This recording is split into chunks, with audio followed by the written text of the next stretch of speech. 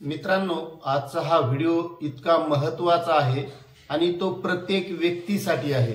मग ती लहान व्यक्ती असो, ती शेतकरी असो, कामगार असो, कोणतीही व्यक्ती असो, नोकरदार असो की शेतकरी असो, कोणत्याही प्रत्येक व्यक्तीसाठी जी लहान आहे, मोठी आहे, वृद्ध आहे, अशा सर्वांसाठी महत्त्वाचा हा व्हिडिओ आहे।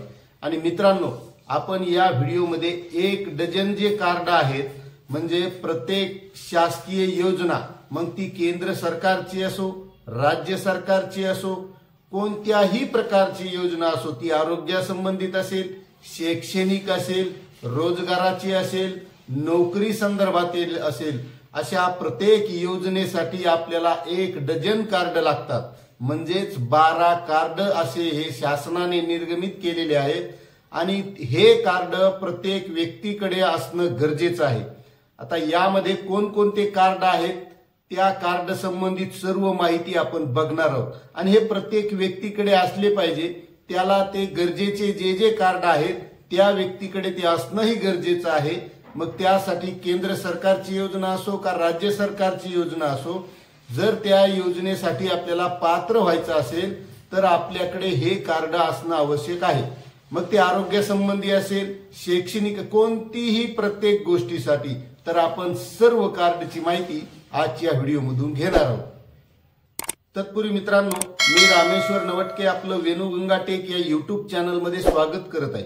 मित्रांनो, तुम्ही जर आपल्या चॅनलवर नवीन असाल तर कृपया आपलं चॅनल सबस्क्राइब करून घ्या, कारण आपण या चॅनलच्या माध्यमातून विविध योजनांची माहिती आणत असतो। तर शेतकरी मित्रांनो, सर्वात महत्त्वाचं कार्ड म्हणजे आधार कार्ड। आता आधार कार्डचा उपयोग हा सर्वांनाच माहित आहे की आधार कार्ड हे एक आपली माणसाची ओळख आहे। आधार कार्ड हे बँकेत खातं उघडण्यासाठी लागतं, शाळेत मुलाचं नाव टाकण्यासाठी लागतं, असं प्रत्येक गोष्टीसाठी, म्हणजे जिथे ओळख दाखवण्याची गरज आहे त्यासाठी आधार कार्ड हे लागतं आणि हे जवळपास प्रत्येक व्यक्तीकडे आहे। जर कोणी काढलेलं नसेल किंवा त्यामध्ये नावामध्ये काही चुकी असतील तर त्या त्यांनी दुरुस्त करून घ्यायच्यात। त्यानंतर मित्रांनो, दुसरं कार्ड आहे पॅन कार्ड। तर पॅन कार्ड हे ज्या व्यक्तीला आर्थिक व्यवहार करायचा आहे, पैशाचा व्यवहार करायचा आहे, बँकेमध्ये खातं उघडायचंय, अशा प्रत्येक व्यक्तीकडे पॅन कार्ड असणं गरजेचं आहे। मग त्यामध्ये विद्यार्थी असेल तर विद्यार्थ्याला सुद्धा स्कॉलरशिपसाठी बँकेमध्ये खातं उघडावं लागतं, त्या विद्यार्थ्याकडे असणं गरजेचं आहे। अशा प्रत्येक ज्यांना आर्थिक व्यवहार करायचा आहे त्यांच्याकडे असणं गरजेचं आहे। आता ज्यांनी काढलं नसेल तर पॅन कार्ड त्यांनी काढून घेणं गरजेचं आहे। आता त्यानंतर मित्रांनो, किसान क्रेडिट कार्ड। आता हे किसान क्रेडिट कार्ड शेतकऱ्यांसाठी असतं। आता हे नोकरदारांसाठी नाही, पण नोकरदार जरी शेतकरी असेल तर त्याला सुद्धा काढता येतं, पण शेतकऱ्यासाठी महत्वाचं आहे। आता या किसान क्रेडिट कार्डच्या माध्यमातून शेतकऱ्याला अल्प दरामध्ये हे पीक कर्ज मिळत असतं आणि हे पीक कर्जाचा उपयोग घेण्यासाठी, म्हणजे पैसे काढणे टाकणे यासाठी किसान क्रेडिट कार्ड असणं गरजेचं आहे। आणि आता तर काही बँकांनी मित्रांनो 0% व्याज दरावर किसान क्रेडिट कार्ड देऊ केलेलं आहे। त्यामुळे ज्या शेतकऱ्यांनी किसान क्रेडिट कार्ड काढून घेतलेलं नसेल त्या प्रत्येक शेतकऱ्यानं किसान क्रेडिट कार्ड काढून घेणं गरजेचं आहे। त्यानंतर मित्रांनो, मतदान कार्ड। मतदान कार्ड का गरजेचं आहे की ज्या महसूल विभागाच्या ज्या काही सेवा असतील किंवा योजना असतील त्या योजनांसाठी मतदान कार्ड हे लागत असतं। ज्या व्यक्तीचं वय 18 वर्ष झालेलं आहे अशा प्रत्येक व्यक्तीला मतदान कार्ड काढता येतं आणि जे काही मतदान प्रक्रिया असते, कोणत्याही मतदान प्रक्रियेसाठी आपली ओळख पटवण्यासाठी मतदान कार्ड असणं आवश्यक आहे। आता ज्यांचं वय 18 वर्ष झालेलं आहे अशा प्रत्येक व्यक्तीनं आपलं मतदान कार्ड काढून घेणं गरजेचं आहे। आणि मित्रांनो, मतदान कार्ड काढण्यासाठी आता आपल्याला सोपी आणि सहज प्रक्रिया आहे, आपण ते ऑनलाईन प्रक्रियेनं काढू शकतो। त्या संबंधीचा व्हिडिओ आपण पुढे आणणारच आहोत। त्यामुळे तुम्ही जर चॅनलवर नवीन असाल, आपण जे काही आता जेवढे कार्ड बघणार आहोत हे कार्ड कसे मिळवायचे याचे सुद्धा इत्थंभूत व्हिडिओ आपण या चॅनलच्या माध्यमातून आणणार आहोत। त्यामुळे तुम्ही जर चॅनलवर नवीन असाल तर चॅनलला सबस्क्राइब करून घ्या, म्हणजे तुम्हाला ते कार्ड कसे काढायचे हे सुद्धा व्हिडिओ बघायला मिळतील। आता मित्रांनो, त्यानंतर आहे जॉब कार्ड। आता जॉब कार्ड हे जे रोजगार हमी योजनेचं असतं, तर हे आपल्याला काही ऑनलाईन काढता येत नाही. हे आपल्या गावची जी काही ग्रामपंचायत आहे, या ग्रामपंचायतच्या माध्यमातून आपल्याला हे जॉब कार्ड मिळत असतो. म्हणजे जे रोजगार काम करणारी माणसं आहेत यांच्यासाठी हे जॉब कार्ड असतं. यांना हे ऑनलाईन प्रक्रियेद्वारे मिळत नाही, आपल्या ग्रामपंचायतच्या माध्यमातून मिळत असतं. आता त्यानंतर आहे मित्रांनो ई श्रम कार्ड. ई श्रम म्हणजे जे कामगार लोक आहेत, कामगार करणारे आहेत, कामगार महामंडळाच्या माध्यमातून जे काम करतात किंवा जे काही रोजगार करणारे माणसं आहेत यांच्यासाठी हे ई श्रम कार्ड आहे. आणि या ई श्रम कार्डच्या माध्यमातून विविध योजनांचा लाभ या कामगारांना मिळवता येतो. मग ज्या कामगारांनी हे ई श्रम कार्ड काढलेलं नसेल त्या कामगारांनी काढून घेणं गरजेचं आहे. आणि या संबंधीचा व्हिडिओ सुद्धा आपल्या चॅनलवर यापुढे येणार आहे. त्यानंतर आहे मित्रांनो अपार कार्ड. आता हे अपार कार्ड आता नवीनच आलेलं आहे आणि हे आहे विद्यार्थ्यांसाठी. म्हणजे प्रत्येक विद्यार्थ्याला अपार कार्ड काढणं गरजेचं आहे. त्याचं कारण असं आहे की या अपार कार्डच्या माध्यमातून तो विद्यार्थी कोणकोणत्या शाळेमध्ये शिकलेला आहे, तो काय शिकलेला आहे, त्याचं शिक्षण काय झाले, पास झाला का नापास झाला, म्हणजे त्याची इत्यंभूत माहिती ऑनलाईन राहणार आहे. समजा एखाद्या विद्यार्थ्याने टीसी 8वीला काढली आणि दुसऱ्या शाळेत टाकली, मात्र तो 6वी 5वी पहिली कोणत्या शाळेत होता हे आज कळत नाही. मात्र या अपार कार्डच्या माध्यमातून तो आतापर्यंत कुठे कुठे शिकलेला आहे, काय शिकलेला आहे, मग तो 1ली पासून 10वी पर्यंत, 11वी पासून ग्रॅज्युएट पर्यंत जी काही शैक्षणिक माहिती आहे ती या अपार कार्डमध्ये असणार आहे. त्यामुळे हे प्रत्येक विद्यार्थ्याला काढून घेणं गरजेचं आहे आणि सध्या त्याची प्रक्रिया शाळेच्या स्तरावर चालू आहे. त्यानंतर आहे मित्रांनो श्रमयोगी मानधन कार्ड. तर हे श्रमयोगी मानधन कार्ड हे महत्वाचं आहे. ज्या व्यक्तीचं वय 18 ते 70च्या दरम्यान आहे अशा प्रत्येक व्यक्तीला हे काढून घेणं गरजेचं आहे. या माध्यमातून ज्येष्ठ नागरिकांना एक मानधन मिळणार आहे.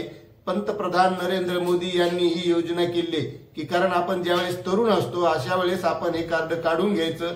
त्यासाठी जी काही आपल्या वयामानाने आपल्याला रक्कम येईल ती भरायची आहे. आणि आपलं समजा आपण जसं म्हणतो रिटायर्ड झाल्यानंतर पेन्शन, तर या योजने माध्यमातून आपल्याला हे पेन्शन मिळणार आहे. त्यामुळे हे सुद्धा काढून घेणं गरजेचं आहे. आता हे कसं काढायचं याची सुद्धा आपण प्रक्रिया व्हिडिओ या चॅनलच्या माध्यमातून आणणार आहोत. त्यानंतर आहे मित्रांनो स्मार्ट रेशन कार्ड. आता मित्रांनो आतापर्यंत आपण रेशन कार्ड पाहिलं जे पुस्तक असतं पिवळ्या पानाचं किंवा पांढऱ्या पानाचं आणि त्याच्यावर आपले नावं असतात.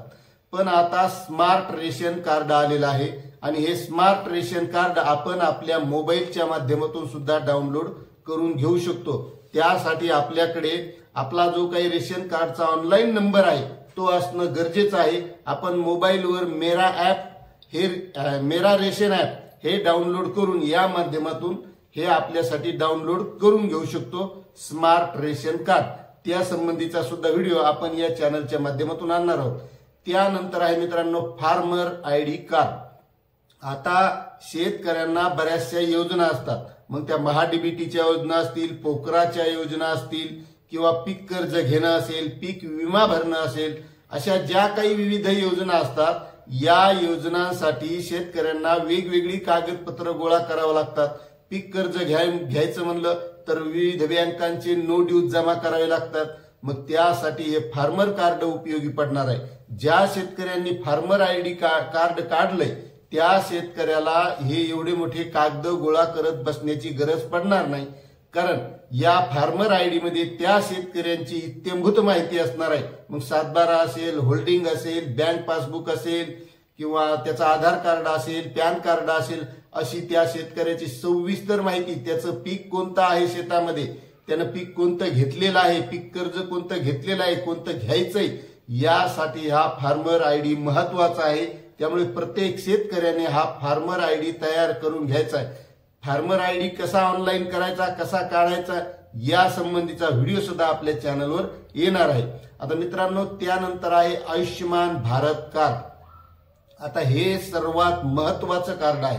आयुष्यमान भारत कार्ड ज्या ज्या व्यक्तीने काढून घेतलं नसेल त्या प्रत्येक व्यक्तीनं काढून घेणं गरजेचं आहे. कारण मित्रांनो आजचं खान पान राहण सहान आपलं सगळं बदललेलं आहे. कोणतं दुखणं कोणत्या वेळेस येईल सांगता येत नाही आणि जर आपल्याला मोठ्या हॉस्पिटलमध्ये इलाज करायचा असेल आणि जर त्यासाठी जास्तीचा खर्च येत असेल म्हणजे 2 लाख 4 लाख 5 लाख असा खर्च येत असेल आणि आपल्याजवळ जर पैसे नसतील तर आपल्याकडे हे जर आयुष्यमान भारत कार्ड असेल तर आपल्याला यावर 5 लाख रुपयेपर्यंतचा जो काही इलाज करायचा आहे तो मोफत होणार आहे। त्यामुळे हे आयुष्यमान भारत कार्ड आपल्याकडे असणं गरजेचं आहे। आता ज्या व्यक्तीकडे आयुष्यमान भारत कार्ड नसेल त्या प्रत्येक व्यक्तीने आयुष्यमान भारत कार्ड काढून घेणं गरजेचं आहे, कारण कोणत्याही वेळेस आपल्याला काही दवाखान्यामध्ये जाण्याची गरज पडली, आपल्या खिशात पैसे जरी नसले तरी आयुष्यमान भारत कार्डच्या माध्यमातून आपल्याला त्या हॉस्पिटलमध्ये ऍडमिट होता येतं आणि आपण आयुष्यमान भारत कार्ड त्या हॉस्पिटलला देऊन मग आपण त्या माध्यमातून इलाज करू शकतो। त्यामुळे जर आपण काढून घेतलेलं नसेल तर कार्ड कसं काढायचं या संबंधीचा व्हिडिओ सुद्धा आपल्या या चॅनलच्या माध्यमातून येणार आहे। त्यानंतर आहे मित्रांनो आभा कार्ड। आता हे आभा कार्ड सुद्धा असंच आयुष्यमान भारत योजनेच्या संबंधितच आहे। म्हणजे आभा कार्ड हे यासाठी आहे की समजा आपण एखाद्या हॉस्पिटलमध्ये आज जातो, आपण काय काय इलाज घेतला, कोणत्या आपल्याला गोळ्या औषधी दिले आणि त्या संबंधी समजा आपल्याला 2-4 वर्षांनी हॉस्पिटलमध्ये जायचं असेल तर या अगोदर आपण काय इलाज केलेला आहे किंवा आपल्याला काय काय दुखणे आहेत, आपलं काय काय प्रॉब्लेम आहेत शारीरिक, तर आपल्या काही लक्षात राहत नाही किंवा जी काही मागच्या वेळेस डॉक्टरने चिठ्ठी दिलेली आहे गोळ्यांची असेल औषधांची असेल तर ती काही आपण सांभाळून ठेवू शकत नाही। मग या आभा कार्डच्या माध्यमातून काय होणार, आपण जर हॉस्पिटलमध्ये गेलो आणि आपल्याकडे आभा कार्ड असेल तर या आभा कार्डचा जो काही नंबर आहे त्यामध्ये ही माहिती सर्व साठवली जाणार आहे की आपण आजपर्यंत कोणकोणते इलाज घेतलेले आहेत, आपण कोणकोणत्या गोळ्या औषध घेतलेले आहेत किंवा आपल्याला कोणकोणत्या बिमाऱ्या दुखणं काय जे असेल ते सर्व त्या आभा कार्ड मध्ये असणार आहे। म्हणजे आपण 2, 4, 10 वर्षांनी जरी कोणत्याही हॉस्पिटलमध्ये गेलो आणि तिथे जर ते आभा कार्ड दिलं तर त्या आभा कार्डच्या नंबरच्या माध्यमातून त्या डॉक्टरने जर तो आभा कार्ड नंबर टाकला तर या अगोदर आपण काय काय इलाज घेतलेले आहेत, आपल्याला कोणत्या बिमारी आहेत का, कोणते दुखणे आहेत का या संबंधीची माहिती ऑनलाईन असणार आहे। म्हणजे त्या व्यक्तीला कोणत्याही प्रकारचे गोळ्यांचे जे काही चिठ्ठ्या आहेत, कोणत्या गोळ्या घेतल्यात हे जरी लक्षात नसलं तरी त्यामुळे काही अडचण येणार नाही आणि त्या संबंधीचा इलाज मग ते डॉक्टर करू शकणार नाही। यासाठी हे आभा कार्ड सुद्धा तितकंसं महत्वाचं आहे। हे आभा कार्ड जरी आपण डाउनलोड करून घेतलं नसेल किंवा काढलं नसेल तर कसं काढायचं या संबंधीचा व्हिडिओ सुद्धा आपल्या या चॅनलवर येणार आहे। त्यामुळे महत्वाच्या या गोष्टी आहेत मित्रांनो। आपण जर या चॅनलवर नवीन असाल तर चॅनलला सबस्क्राईब करून घ्या, कारण ही जी काही सर्व कार्ड आहेत ही कशी काढायची, कशी मिळवायची, यासाठी काय कागदपत्र लागणार आहेत अशी सर्व माहिती आपण या चॅनलच्या माध्यमातून एक असा सेपरेट व्हिडिओ या सर्व कार्डचा करणार आहोत आणि प्रत्येक माणसापर्यंत या योजनांची माहिती देण्याचा प्रयत्न आपण या चॅनलच्या माध्यमातून करत असतो। त्यामुळे हे 12 कार्ड प्रत्येक व्यक्तीला जशी ज्याला गरज आहे त्यासाठी गरजेचे आहेत। त्यामुळे प्रत्येकाकडे हे कार्ड असणं गरजेचं आहे। म्हणून मित्रांनो आपण हे कार्ड काढून घेतले नसेल तर प्रत्येक व्यक्तीने हे कार्ड काढून घेणं गरजेचं आहे। अशी ही माहिती होती 12 कार्ड म्हणजे 1 डझन कार्ड संबंधित प्रत्येक शासकीय योजनेसाठी लागणारे, मग ती राज्य सरकार असेल किंवा केंद्र सरकार असेल अशी ही माहिती होती। आपल्याला माहिती कशी वाटली नक्कीच कमेंट करून कळवा आणि चॅनलवर नवीन असाल तर सबस्क्राईब करा, लाईक करा आणि आपल्या प्रत्येक नातलग प्रत्येक मित्रापर्यंत हा व्हिडिओ शेअर करायला विसरू नका। धन्यवाद।